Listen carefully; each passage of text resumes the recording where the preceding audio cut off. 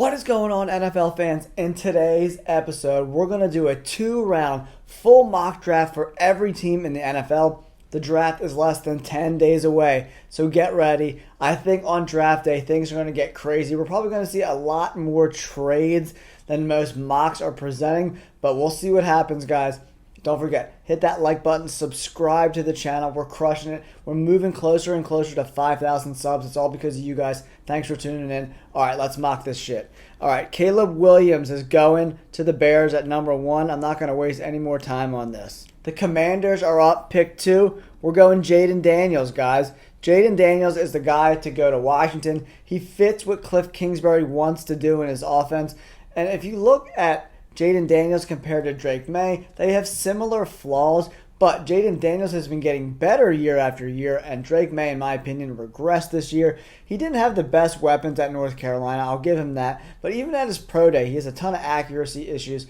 I just think Jaden Daniels is going to be the better NFL quarterback over Drake May. All right, I did a trade. The Patriots swapped pick 3 and pick 11 and also picked up pick 23, the other first-round pick from Minnesota. Minnesota's on the board. So they can either go Drake May or J.J. McCarthy. Drake May is probably a little more polished than J.J. McCarthy is right now, but they're both similar age. If you look, Drake May is 21 and a half. J.J. McCarthy is close. He just turned 21. They're both really young guys. So J.J. McCarthy's stock has been going up and going up and going up lately, but I still think Drake May is probably a little more NFL ready than J.J. McCarthy. I think the Vikings are going to go Drake May. I really do. Because I think a lot of people have Jaden Daniels and Drake May neck and neck. Washington went with Daniels. Vikings are going to go Drake May. Now, the Cardinals are on the board. Pretty much everyone who's doing draft coverage thinks they're going to take a wide receiver. I'm going to be a little bit contrarian here. I like Malik Nabers better. And I feel like NFL teams, as we get closer and closer to the draft, are going to realize that Nabers is the better prospect. So Arizona's taking Malik Nabers. And then we have the Chargers up at pick number 5. The Chargers really could go anywhere. They could trade down if one of these quarterback desperate teams like the Broncos want to move up. But I don't think anyone in between 5 and where they pick at 12 is going to pick a quarterback. The Giants could pick a quarterback, but I don't know. I think they're going to give Daniel Jones one more shot. Harbaugh likes to build in the trenches, so I'm going to mix it up a little bit. I think he's going to go Joe Alt to help protect Justin Herbert, right? Because it doesn't matter if you have all these weapons if you can't protect Justin Herbert.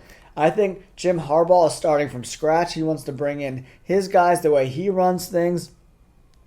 And the Chargers, look for them in the 3rd and 4th rounds to pick up one of these really good running backs, because Harbaugh loves to run the ball. And let's start out this new franchise almost with Harbaugh being there. Joe Alt going to the Chargers at 5. And then the New York Giants are up at 6. Lucky for them, they get to choose between Marvin Harrison Jr. and Rome Odunze. I like Marvin Harrison Jr. to the Giants here. He fits well. And if Daniel Jones can't do things with Marvin Harrison Jr., then it's time for him to get his walking papers. All right, now the Titans are up at number 7. A lot of people in most mocks have Joe Alt going to the Titans, but he's going to take the next best tackle, in my opinion, and that's Olu Fashanu. He's going to the Titans to help protect Will Levis, who got beat up a lot last year.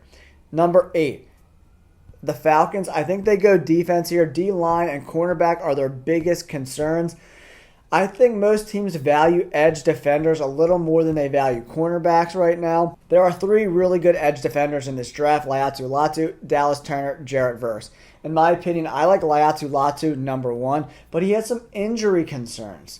He had to retire early from a neck injury a few years ago, but he's back playing at a high level right now. I think he's the best pure edge rusher in the draft. But I think the Falcons are going to go with Dallas Turner instead. They're about the same level, but there's not those huge injury concerns. Dallas Turner needs to learn how to do some more moves than bull rushes at the NFL level, but I think he's going to get coached up and be a very good player. Edge is very valuable right now. Dallas Turner is going to the Falcons. The board fell great for the Bears. Rome Odunze is the pick for me.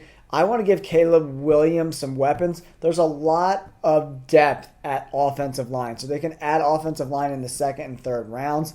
But Rome Odunze is going to get picked in the next 5 picks, so you got to take him while he's there. In most drafts, Rome Odunze would be a number 1 guy. In this amazing draft with Neighbors and Harrison, he's the number 3 wide receiver off the board, but I think Rome Odunze is a top-level talent, and him and Caleb Williams are going to be great together for years to come. The Jets are on the board at number 10. They added some depth at offensive line, adding a right tackle and adding left tackle Tyron Smith from the Cowboys.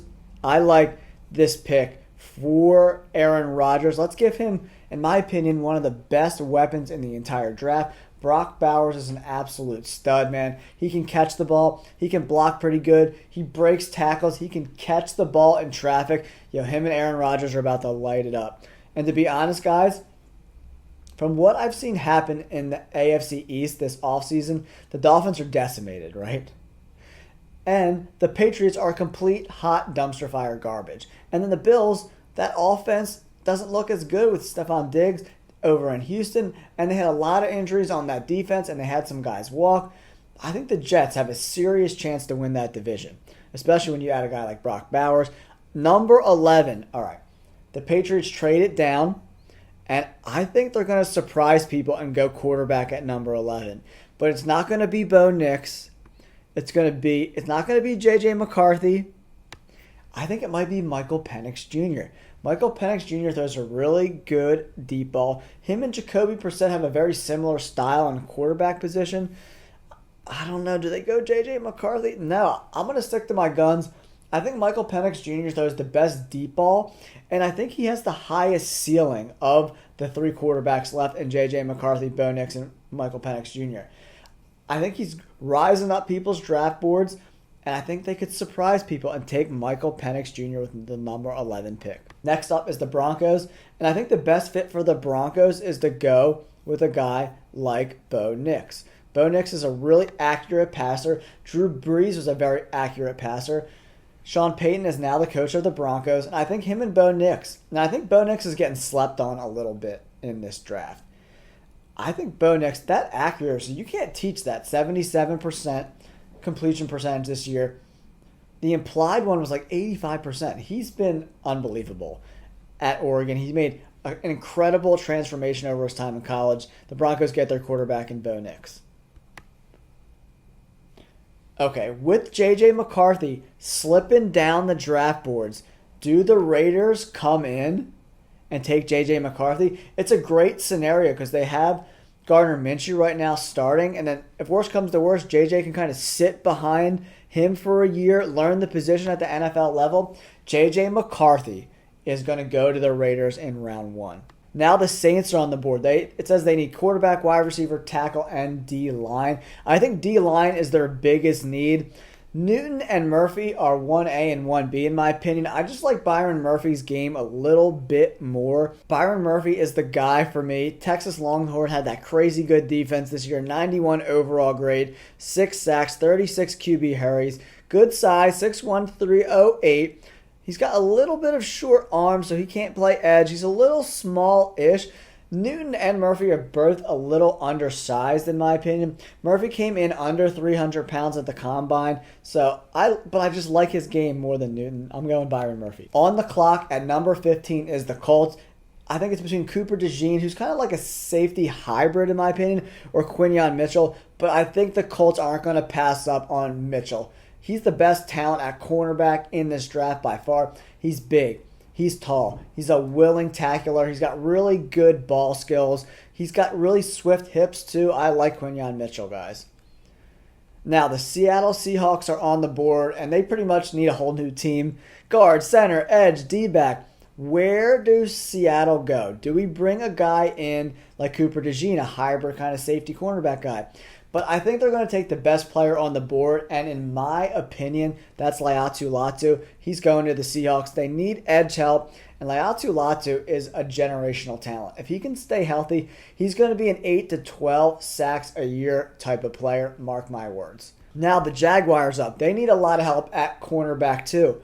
And I think they also need help at safety, in my opinion. So I think Cooper DeJean is the perfect fit for the Jaguars. He can play the slot. He can play outside. I really do think he can play outside at the NFL level. He can play safety. He can play anywhere. He's a hybrid player.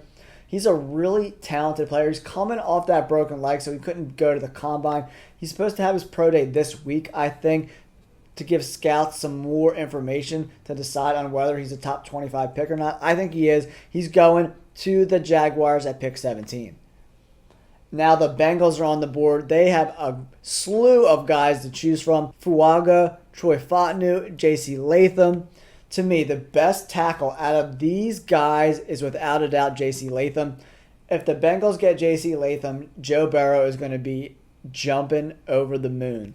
He needs protection. They get it in J.C. Latham. The Rams are on the clock right now. They need a lot of help on the defensive side of the ball, in my opinion. You can go linebacker, you can go corner, but I want to address D-line, and Newton's slide ends with the Rams. He's a really good player. He's put on a little bit of size in the offseason, and I think he's going to plug and play on that D-line. That's pretty good, even without Aaron Donald, but they're going to be even better by taking a guy like Newton. The Pittsburgh Steelers are on the clock, and for me, looking at the way the board has fell, for Pittsburgh, I like Terry and Arnold, the cornerback from Alabama. Both Arnold and McKinstry, they're not the fastest corners in the world, so that might deter some NFL teams. But he's got great ball skills. He's a great kid. I just like him as a person. I like him as a player. I think he's going to fit in great with Mike Tomlin and the Pittsburgh Steelers. The Dolphins traded away their whole team. Now, I don't know where they go. They're going to struggle to win 8 or 9 games this year, in my opinion. I like bringing some offensive line help to the Dolphins. This guy, Fuaga, he can play tackle, both right and left tackle, or you can swing him in the guard if you want. Fuaga is going to the Dolphins. All right, now the Eagles are up. The board still has Nate Wiggins on it, which is really good. It has Kool-Aid McKinstry. Troy Fautanu and Amarius Mims are both on the clock, as well as edge defender Jared Verse. If there's one thing I know about Howie Roseman, he's going to pick an offensive lineman or a defensive lineman here. Since Jared Verse fell to the Eagles at 22, the Eagles aren't going to pass up on a blue chip defensive line prospect. Their offensive line is already pretty good, but they can get some offensive line depth and some corners later in the draft. I'm going Jared Verse to the Birds at pick 22. The Patriots are on the board again. They got Michael Penix Jr. from Washington, so let's give him Troy Fautanu, the tackle from Washington. He could play guard, he can play tackle. He's a really good player. 75 grade this year, and he's an excellent pass blocker. And Michael Penix Jr., they're going to be behind a lot in games, or they're going to be playing in close games because that defense is pretty good there. So between close games and games where they're playing from behind, they're going to need to protect Michael Penix Jr. Troy Fautanu is going to the Patriots. Now, the Cowboys are up. This pick has been mocked to the Cowboys a lot. Amarius Mims, he seems to be a good fit. The Cowboys need serious offensive line help. They need a center. They need a left tackle. They need a right tackle. Both of the guys that they have right now, I don't know if they're the answer for the Cowboys. They need to protect Dak Prescott a lot. Mims goes to the Cowboys. All right, now the Packers are up, pick 25. They could go offensive line. They could go safety. They could go cornerback. When I look at the board right now, do they give they have a bunch of young wide receivers, so I don't think they're going to go wide receiver. Brian Thomas Jr. could be interesting there. But with Nate Wiggins still on the board, there's no way the Packers are passing up on Nate Wiggins. He goes to the Packers. Now, the Buccaneers are on the clock right now. They need a slew of things too. Running back, tight end, guard, center, edge, linebacker, corner. Woo! The Buccaneers need a lot of help, everybody. But I'm looking at the way the board is kind of played out for them. I do like Peyton Wilson. In my opinion, he's the best linebacker in college football. But, Graham Barton, Kool-Aid McKinstry, I do like giving them some corner help. And I think Kool-Aid might be the guy for the Buccaneers. They need cornerback help. He ran like a 4.5 with a broken foot, so his speed's going to be good enough. I like Kool-Aid McKinstry to the Buccaneers. Now, the Cardinals are up again. They need some offensive line help. Graham Barton is not a tackle at the NFL level. In my opinion, he's going to go play guard, and he's going to be great to help protect Kyler Murray and give Kyler Murray the time to throw the ball to Neighbors. Graham Barton is going to help protect Kyler Murray at pick 27. All right, we're at pick 28. The Buffalo Bills are on the clock. Stephon Diggs is now with the Texans. They need some wide receivers for Josh Allen to throw the ball to, right? Gabe Davis is also gone. We're at pick 28. The Buffalo Bills are on the clock. Gabe Davis is with the Jaguars. Stephon Diggs is with the Texans. They need wide receiver help. It's between Adonai Mitchell and Brian Thomas Jr. I like Brian Thomas Jr.'s game a little bit better. Allen likes to throw the deep ball. Brian Thomas Jr. can go get the deep balls. Brian Thomas Jr. is going to the Bills. On the clock is the Detroit Lions. I had someone watch my videos and say they don't need safety help. What are you talking about, bro? They have the worst secondary in the NFL. Their corners are trash. Their safeties are not very good. So I'm bringing Tyler Nubin to be a safety. He can come down in the slot too. I like Tyler Nubin. The best safety in college football is going to the Detroit Lions. San Francisco's up. They need some offensive line help for sure. This pick has been mocked to them a lot. He's a little bit of a project, but he has the measurables to be a starting tackle in this league. Tyler Guyton is the guy going to San Francisco. All right, guys, I just realized I drafted Tyler Guyton to the Ravens, so we're going to do the Ravens pick right now. I want to give Lamar Jackson one of the best weapons. Adonai Mitchell is going to the Ravens at pick 30. I did a little mix-up with the Ravens and the 49ers. So the 49ers got Tyler Guyton, the offensive lineman, and the Ravens are taking Adonai Mitchell. Now, with the last pick in round 1, this is a no-brainer all day long. Ladd McConkey is going to the Kansas City Chiefs. That wraps up round 1. Let's get into round 2. It's time to mock the second round of the NFL draft, everyone. The Panthers are on the clock. Bryce Young needs some help. We're taking one of these wide receivers. Troy Franklin, Keon Coleman, Roman Wilson, Ricky Pearsall. Out of those guys, I like Ricky Pearsall the absolute best. We need Bryce Young to get some weapons. Ricky Pearsall is going to the Panthers with the first pick in the second round. Okay, now the Patriots are up again. They need some wide receiver help. So we're going to go wide receiver again. I'm looking at these wide receivers.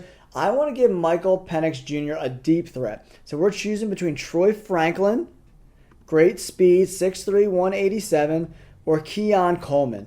These are the deep threats. 6'4", 215. This guy's a beast, man. To me, the Patriots with Michael Penix Jr., I love Keon Coleman. Or do we go Washington again? Another Washington player. Jalen Polk's just not as good as the other guys. Keon Coleman is the pick. He's going to the Patriots. All right, the Cardinals are on the clock. They got some offensive line help. They got some wide receiver help. I think we need to go D-line, cornerback, something like that. So I want to give head coach Jonathan Gannon a very versatile player. And that versatile player, Mike Sanastriel, is really, really, really good. Or do we go edge like Idris Isaac or Chop Robinson? I think Jonathan Gannon likes to take risks. And a guy like Chop Robinson could be a perfect risk where he's got all the measurables. He could be a really, really good player or he could be a bust. You don't know which way it's going to go. So where do we go with the Cardinals? I think they're going to take a risk on a guy like Chop Robinson. Chop Robinson is going to the Cardinals. All right, now Washington is on the board. The Washington Commanders need a lot of help everywhere. The Commanders selected Jaden Daniels in the first round, so we need to protect him. Protect him. Let's take the best offensive lineman left on the board. That's Jordan Morgan. I think he can stay at tackle. A lot of people think he might move to guard, but 6'6", 320, he's 22. He's got really good skills, good athlete, big, wide, imposing guy, strong hands, good core strength. That's why I think he can stay at tackle, and he's going to the Commanders to help protect Jaden Daniels. Pick 37 in the second round is the Chargers, right? They got some offensive line help now. They need a wide receiver. Herbert needs to throw the ball to someone. So I'm looking at the wide receivers, and I just love – there's a lot of really good wide receivers left, man. They're going to go on a run. These guys are going to get gobbled up soon. But to me, Xavier Legette might have the highest upside. What an insane year Xavier Legette had. 1,255 yards, 70 catches, and the dude is a monster, 6'3", 227. People are saying he could be the next DK Metcalf. I love this pick for the Chargers. All right, now the Titans are on the board. Where do the Titans go? They need some wide receivers too. I mean, the wide receivers are going to be gobbled up, right? For me, I like Roman Wilson the best out of these guys left. Xavier Worthy's really good too, but Roman Wilson's going to fit in great. They don't have a great offensive line. They're going to need to do short passes. Roman Wilson is that guy. At pick 39, the Panthers are on the board again. I want to address the defense. We grabbed the wide receiver for Bryce Young. Let's address the defense. The best defensive player left on the board, Peyton Wilson. He's the best linebacker in college football. He's a stud. He's going to the Panthers. All right, the Commanders are on the clock again for the millionth time. I want to give them a really good center. Jackson Powers-Johnson is super good. He's going to the Commanders. Now, Green Bay is back on the board. We can go like a hybrid safety player, Mike Sanastrilli. That could be really interesting. Or we can go edge. I like Idris Isaac to bring some edge help to the Packers. I really like this pick. All right, now the Texans are on the clock at pick 42. And I'm going to go down the board a little bit. One of my favorite cornerbacks in this draft is TJ Tampa. He's a beast. He's 6'2". He can lay the absolute wood. He's good in coverage too. I like TJ Tampa to the Texans. Now the Falcons are up. They picked edge in their first pick. I want to go cornerback, and this is where Mike Sanastril goes. I think he can play in the slot. He can play outside. He can play inside. He can even drop back into safety. I like that versatility for the Falcons. Now the Raiders are up. Where do the Raiders go? They need a lot of help, man. I want to go interior defensive line. They have the edge set pretty good with Crosby. Brandon Fiske is a high upside guy. I like him to the Raiders at pick 44. All right, the Saints are now on the board. I want to go wide receiver to add to Olave. I like Troy Franklin here. He's the best wide receiver left on the board. He's going to the Saints. Now, the Colts are on the board. I think the Colts can use one of these wide receivers too.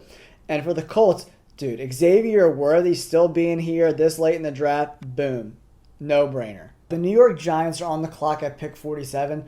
They have one of the worst cornerback groups in the entire NFL. It's not even close. The best guy on the board, in my opinion, is Ennis Rakestraw Jr. He's going to the Giants. Next on the board is the Jaguars. They need wide receiver help really, really, really bad. And lucky for them, there's a lot of help to be had. Jermaine Burton has some off-the-field issues, but his production at Alabama is second to none. I like Jermaine Burton.